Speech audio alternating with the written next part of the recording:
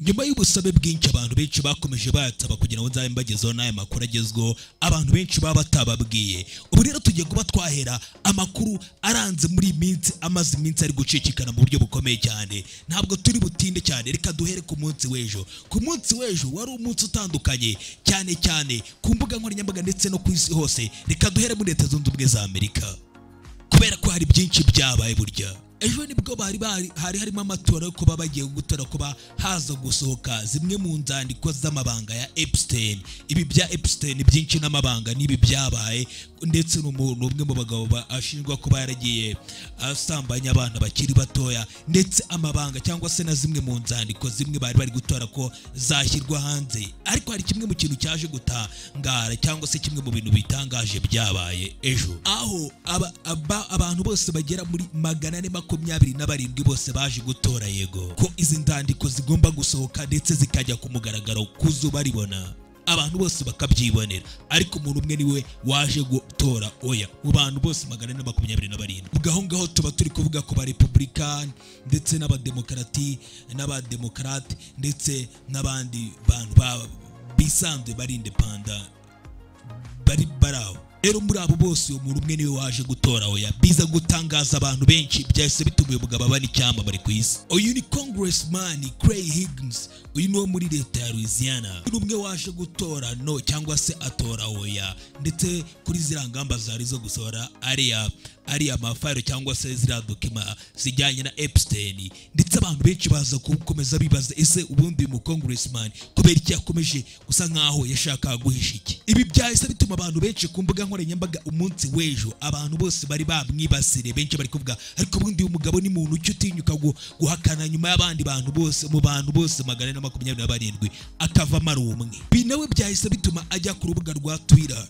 cyangwa se rwahoze ari Twitter ruhinduka X, yandika amagambo menshi cyane, yanditse paragraphe ndende cyane, ushe kujya ukaba wanayisoma kano kanya ugasoma. Ni kuri Clay Higgins nawe yagiye asobanura impamvu avuga ko n'ubundi yari yarabihakanye kuva ibintu byose bigitangira. Aya namwe mu madokima akenewe cyane, bivuze ngo rero igisigaye uko bayahereza Donald Trump akaba yashyira hanze akaba yabisinya. Ibi rero ngabisinye bishoboye kuba ibintu bishoboye kuba byatwara iminsi 30 kugira ngo aya madokima ya Epstein abashe kuba yajya hanze. Murabyibuka ko na Donald Trump benshi bagiye bamushinja ko yaba yaragize uruhare cyangwa se akaba yarakoranaga n'uriya mugabo mu bijyanye no kuba baryamana n'abana batujuje imyaka.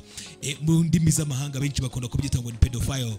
Abantu ngabo rero baryamana n'abana batujuje imyaka. Ibi bintu rero babishingiye cyane Epstein waje no kugwa muri gereza. Bikigendere no kuvuga ngo ese ibi bintu Donald Trump ko byamaze gutorwa, ese no warabivuze ko bisinya bizajya hanze cyangwa se ntabe zabisinya. Ubwo rero no gutegereza ukuntu byose bizagenda, niba abantu bazahabwa version ya nyayo yari amabanga Epstein akomeye cyane avugwamo, ndetse ne bagiye bamushinjamo kenshi. Nejo nabonye mu bitangazamakuru byo muri Leta Zunze Ubumwe za Amerika babimubaza akagenda bihakana, akababwira ati ibyo bintu byose nabamubeshyera ntabwo birimo Donald Trump. Ibi rero nuko byari byifashe ku munsi w'ejo muri Leta Zunze Ubumwe za Amerika. Ibi bintu rero Sena nyuma y'uko ari maze kuba yatora iki cyemezo cy'uko amabanga ya Epstein cyangwa se ziranzandiko za Epstein n'ibindi byose bizikubiyemo zigomba kuba zajya hanze, hari abantu benshi batabashe kuba babyishimira, harimo n'uyu mugabo. Hari umuvugizi ariwe bita Michael Johnson. Uyu nguyu nawe n'umwe mu batari bishimiye ko izi nzandiko za Epstein zishoboye kuba zatorwa kugira ngo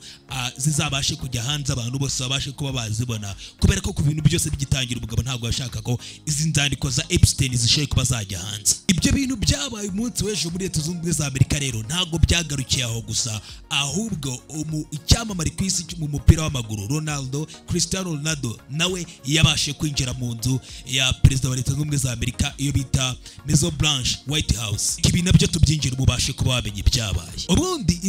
Ubundi Cristiano kuba yakinjira muri White House cyangwa se kuba yarinjiye muri Leta Zunze Ubumwe za Amerika kujya muri Washington DC, amwe mu makuru agenda atangazwa n'ibinyamakuru byinshi bitandukanye bigenda bivuga ko Ronaldo niwe muntu wenyine ngo wasabwe kuba agomba kuba yajya hari ahantu, abandi bose ntago we ngo niwe muntu wabisabwe ko agomba kwitabira muri uriya musangiro wari wateguwe na Donald Trump. mu by'ukuri Mohammed bin Salman uyu ni igikomangoma cya Arabia Saudite numwe mu bari bitabiriye urugendo yari afite muri Leta Zunze Ubumwe za Amerika aho yari agiye gusinya namwe mu masezerano na Donald Trump. Nabizi ko muri Arabia Saudite n'ubundi ariho n'ubundi Ronaldo akina. Ubwo rero uyu Mohammed bin Salman yari agiye muri Leta Zunze Ubumwe za Amerika n'ubundi agiye kugirana amasezerano y'ubucuruzi ndetse na Donald Trump.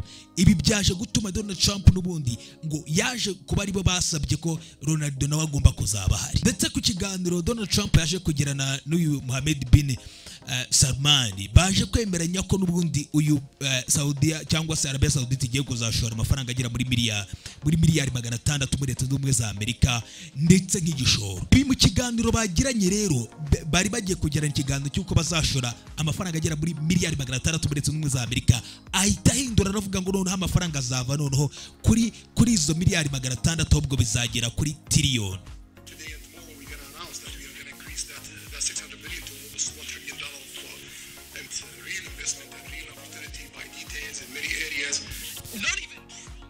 Ibi akimara kubivuga byaje guhita bitungura Donald Trump arishima cyane aranezererwa cyane dore ko yari ari kuvuga ko n'ubundi uyu Mohammed bin Salman n'ubundi ari inshuti ye n'ubundi bari bamaranye igihe kinini. Yaje no gutebya aravuga ati igihe kimwe murabyibuka igihe Joe Biden yagiyeyo agatega indege gusa kugira ngo agende ngahane chance n'iki gikomangoma cya Arabia Saudite ibyo gusa, naho ubundi ndi kumukoraho nkamufata n'ibiganza. Icyo gihe ahita agafata kiriya gikomangoma akagikora mu biganza bagafatana ubona ko bishimye cyane. Arimo atebya aserereza Joe Biden avuga ati Joe Biden we bamuhaye chance ntago bushize asuza iki gikomangoma kigeze kibasha kumusuza cyangwa ko kimukore mu biganza gutya, kubera ko Donald Trump uramuzi ni umwe mu ba president iyahuye n'abaperezida bari bo bose ajya ashaka kuba intimate cyangwa se gusa nkaho abatera nk'ubwoba cyangwa saka akagenda bakinisha cyane. Ibi ni umwihariko yifiteho. Ibi ntago byaje gutinda ku mugoroba waho nibwo ndetse haje kuba umusangira ku mugoroba rero ibyamamare byinshi byaje gusangira. Angaha ni nabwo video yaje kuba yasohoka bigaragara ko Cristiano Ronaldo nawe yari ari muri uwo musangira n'ubundi ntabwo yari Ronaldo wenyine ahubwo yari kumwe ndetse n'abandi bakire benshi bari batandukanye ari nk'uwo bita Jeff Bezos ndetse haje kugaragara na Elon Musk muri uwo musangiro, hari n'abandi bantu benshi. Ndetse kuri inshuro abantu benshi bari bazi ko Elon Musk ndetse yashwanye na Donald Trump byaje kugaragara ko biyunze ndetse bongeye kugirana umubano udasanzwe hagati y'aba bombi. Ikindi ntago bigarukiraho, Donald Trump yaje kugira ijambo atangaza. Mu ijambo arimo atangaza yaje kuvuga ati umuhungu wanjye ngo ni Baron Trump cyangwa se Baron Trump wamwita uko ubishaka. Uyu Baron ngo umuhungu wanjye akunda umupira cyane ariko agafana umukinnyi Ronaldo, niwe muntu akunda cyane. Umuhungu wanjye afana Ronaldo ku rwego ruhambaye. Amagambo yavuze reka banze ubyiyumvire Donald Trump ubwe yabyivugiraga mu musangiro yari yakoranije n'ibi byamamare n'aba bantu bose bakomeye ku rwego rw'isi.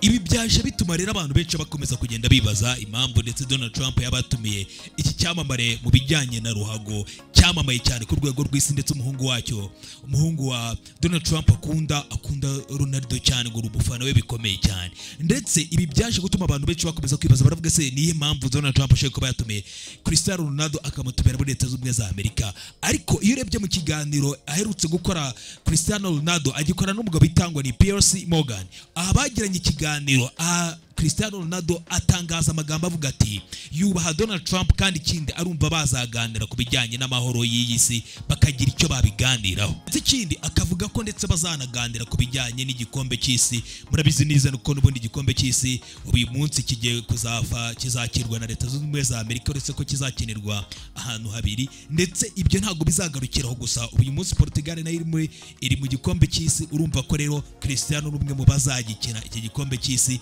Ndetse ngibi ubwo yaheruka kugirana ikiganiro n'uriya mugabo Morgan yari yaganira avuga ko arifuza kuzaganira na Donald Trump bakaganira ku bijyanye n'amahoro ku isi, ndetse ikindi ngo bakaba baganira ku bijyanye n'igikombe cy'isi ndetse no ku bintu bisanzwe bahuriyeho. Ayo ni amagambo Cristiano yaje gutangaza avuga ko yemera cyane Donald Trump ariko na Trump umuhungu we akaba afana Cristiano Ronaldo. Ibyo rero bikaba muri zimwe mu mpamvu cyane zatumye ndetse batumira uyu mugabo Ronaldo cyane cyane dore ko ngo bifuza kuba bateza n'ubucuruzi bwabo imbere kubijyanye ku bindi bintu bitari amabuye y'agaciro leta z'ubumwe za Amerika n'ubundi zisanzwe zikuramo amafaranga menshi. Ariko muri iki cyumweru cyose twari turimo haranda amakuru adasanzwe aherutse kuba yagaragara cyane cyane mu bintu bikomeye cyane kubera ko hari aho hari gushingwa ko hamaze kwifashishwa amarozi ubwo bari gukina umukino ndetse muri iki cyumweru cyabayeho. Ahangaha ni amakipe ari guhatanira kugira ngo azinjire ndetse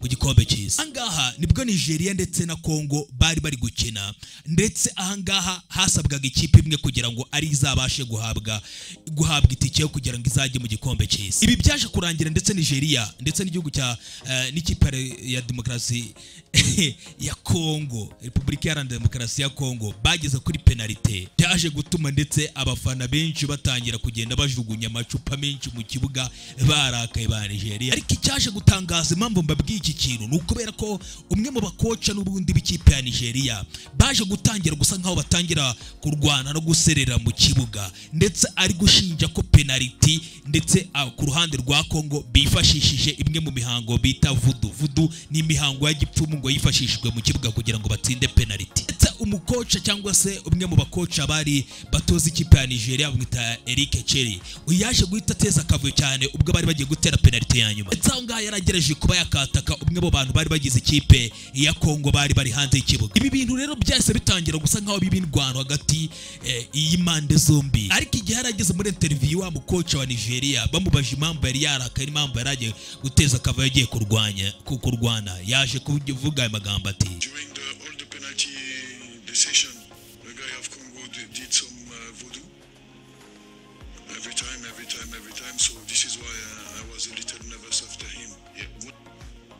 Something like that, with the I don't know if it's a water or something like that, so yeah. Ibyo bintu rero ukuntu yari abikuvuga mu magambo ariko avuga ati ngo buri gihe cyose najyaga mbona ari kubona ku ruhande rwa Congo bagiye gutera penalty nabonaga umuntu ari gukora ibintu ajugunya niba byara amazi cyangwa se niba ari imihango ya vudu cyangwa se ari uburozi ntago mbizi. Ariko ibyo bintu buri munsi bajyaga gutera penalty ku ruhande rwa Congo nkabona hari ibintu ari kugenda hutera ibyo ngo nibyo byahise bituma rero ntange ngira uburakari n'umujinya ubwo n'umukoca wa Nigeria ubwo bari gushaka itike ibajyana mu gikombe cy'isi ariko nibikunde. Nagiye mbona amakomantere menshi ahantu henshi hatandukanye kuri multiple sources bavuga ko ese uyu mukoci ikibazo turagishinja uburozi bwa Congo cyangwa se abantu benshi bari buze ko bavuga bati ahubwo Nigeria abakinnyi babo cyangwa se umukoci wabo ni ufite ikibazo. Abantu benshi uko bagiye babivuga. Ikindi iyi ni inshuro ya kabiri iki gihugu cya Nigeria kitari kwe kikaburi munsi kikananirwa kwinjira mu gikombe cy'isi.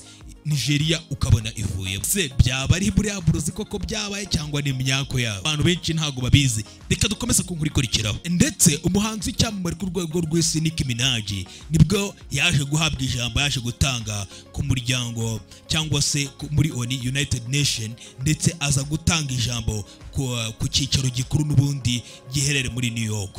Abantu benshi bakomeje kugenda basa nkaho bari kumunenga bavuga ati wa mukobwa yarirwa mansorera abantu kuri screen cyangwa se kuri televiziyo akava ndetse kuba ari hariya akagera kuri uriya muryango wunze ubumwe nyine uharanira uburenganzira bw'abantu ku rwego rw'isi akaba ari hagiye gutanga ijambo. Yavuga ijambo rikomeye cyane. Ikindi ahangaha ngo yari yafashe rwa ruhande rumwe mperutse kubabwira inkuru nyinshi zitandukanye kuba nkurikira kuri The Future.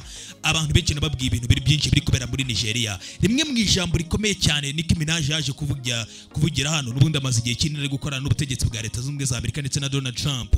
Ahari yatangiye avuga ku bijyanye n'ubwicanyi buri kugenda bukorerwa abakristo mu gihugu n'ubundi cya Nigeria. Uko inkuru nagiye nyibabwira mbere mu minsi mike Nicki Minaj yagiye kuri Twitter agenda ashimira Trump kuba yaragiye nawe yinjira muri kera kibazo cya Nigeria ndetse ubwo Trump nawe yaravuze ko agomba gushaka uburyo ki agomba kurwanira bari abakristo bari kugenda bitwa mu gihugu cya Nigeria ndetse igihugu nikigiye ikintu kibikoraho. Bira byose byari biri gukorwa n'iriya mitwe cyane igendera ku mahame akaka ya Islam yica abakristo kubera ko ngo ariko babibwirizwa na Korowani ko bivugwa. Ndetse bari bamaze gusa nkaho Donald Trump nawe yari amaze gusa nkaho atangira kubyatura ku rwego rw'isi ariko uvuga ku bimwe ku bwicanyi biri kugenda bubera muri Nigeria. Ndetse nyuma yuko uyu Nicki Minaj yaramaze gusa nkaho abishimira Donald Trump.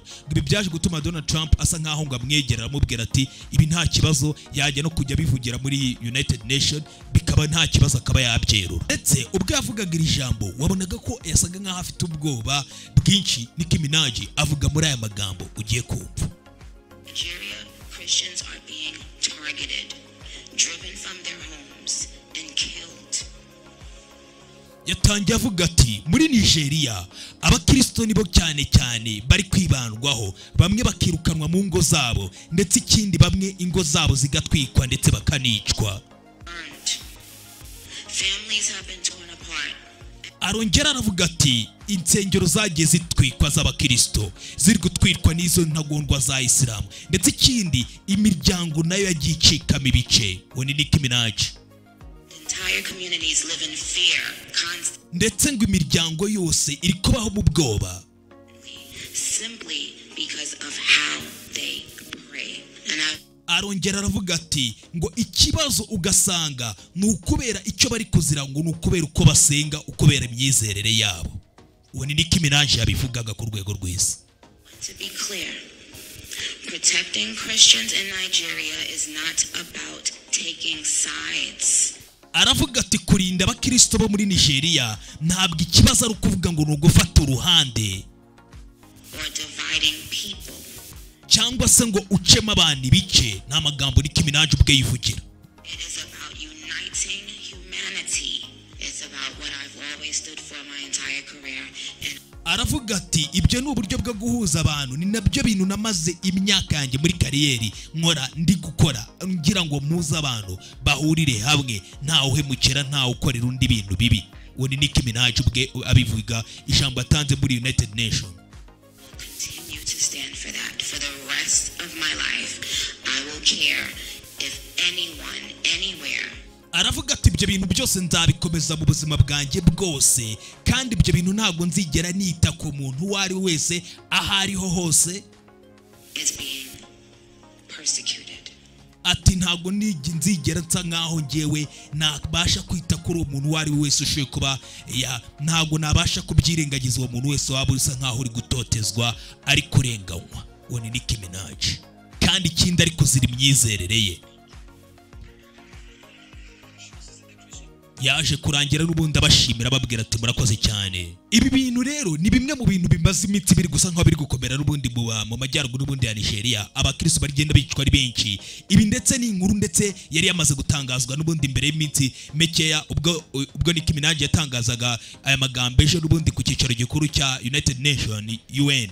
Ndetse ibi byaje nyuma y'uko n'ubundi byari maze kuba byatangazwa ko n'ubundi abakobwa 25 bari bamaze kuba bashimutwa mu mahoteli yabo. Abo bose baje gushimutwa ahagana mu masaha 10 mu gitondo. Abagabo baje bitwaje intwaro barenga inzitiro z'aho abakobwa bari kubaha. Abakobwa ngo nibwo baje gushimutwa. Kuva icyo gihe nta muntu wongeye kongera kubona abakobwa bagera muri 25. Ndetse ibyo ntabwo byagarukiye aho. Ubwejo Nicki Minaj ubwe yatangazaga aya magambo, haje kongera kuba igitero kimwe kuri uwo munsi. Ubwe yatangazaga ayo magambo biba n'ubundi mu rusengero rumwe abakristo ubwo bari bateranye, haba igitero cy'iterabwoba. Ibi byaje kurangira n'ubundi zanagondwa zaje kuza zishimuta pasiteri. Ibyo bintu byose byari biri kuba streamed live, biri guca kuri live. Amashusho nyiri kuyabona uretse ko ntago ndibuze kuyakoresha muri video yanjye. Ndetse ngo baje bashimuta bamwe mu baramyi, bashimuta na pasiteri, ndetse ngo baje kwica ngo bamwe muri abo bantu batatu. Ako kanya bamwe bahasize ubuzima bikozwe n'izo ntagondwa. Ndetse ngo nubwo nibi aka kanya n'uyu munsi muri kunyumva ndetse n'igihe Nicki Minaj arimo avuga ari amagambo,